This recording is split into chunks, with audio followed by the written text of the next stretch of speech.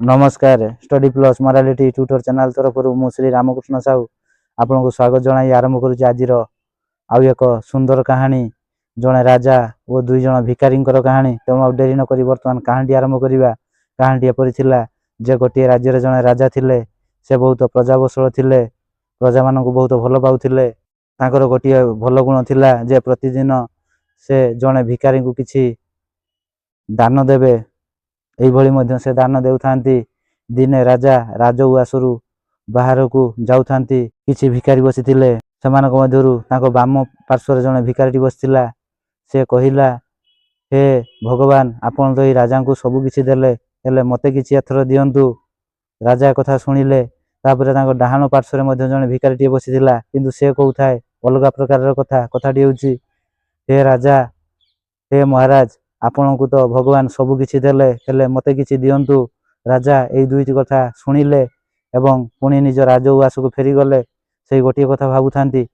Balm पार्श्वर जो भिखारीटी बइथिला से कहिला, हे भगवान आपण राजा को तो सबु किछि देले, हेले मते किछि एथर दियंतु। किंतु द्वितीय भिखारीटी तांकर विपरीत कथा कहउथाय।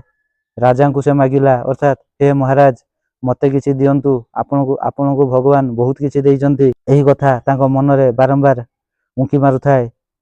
एवं हठात से राजसभा डकाइले। महामंत्री बसी थांती। राजप्रसादर अन्यान्य कर्मचारी मध्य बसी थांती। से महामंत्री को पचारिले, हे महामंत्री, मु आज जतेबेले राजप्रसाद रु बाहर को गली, दुई जन भिखारी, जने बाम पार्श्वर बसीथिले आउ जने डाहाण पार्श्वर बसीथिले।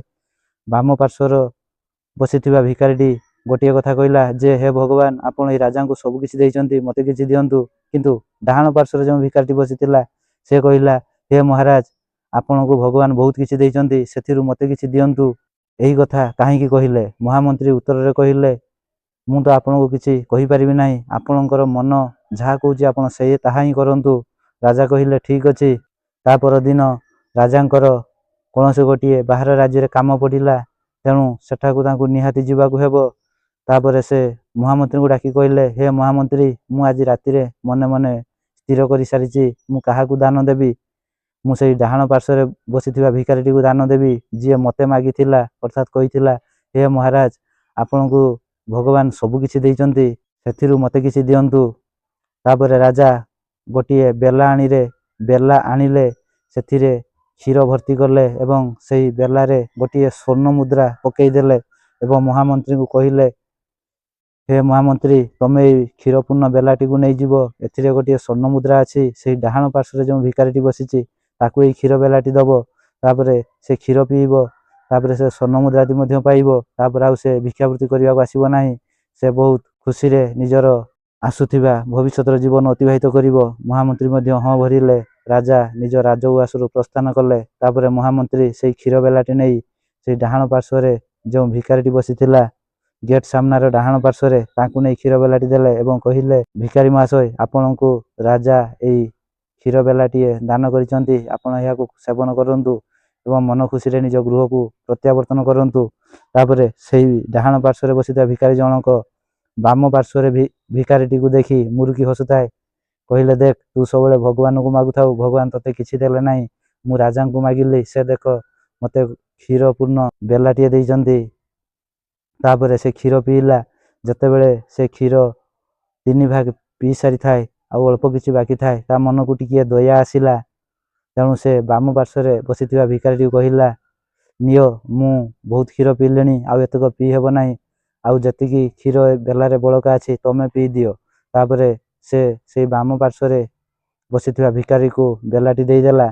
तापरे बाम पार्श्व से बेलाटी नेई सारला परे से आउ सेठारे रहिला नाही। से कहिला, मते एबे किछि सुस नाही कि भूक नाही, मु बेलाटी नहीं जाउछि, जहा क्षीर अछि मु घर पाखरे पीबी। तापरे बाम पार्श्वरे बसिथिबा भिखारीटी सेठारु चली गला। निज घर पाखरे जतेबेले क्षीर बेलाटी पीला, क्षीर पिया सरिला। तापरे सेथिरु गोटे स्वर्ण मुद्रा पाइला। पुणी से भगवान को सही समय कहिला, हे भगवान, आपण राजा को तो सबु किछि देइचंती, जहा हो आपण एथर मोर डाक सुनिले एवं मते गोटिए स्वर्ण मुद्रा दान कले। तापर दिन सकाळु राजा सुनिबाक पाइले संपूर्ण कथा।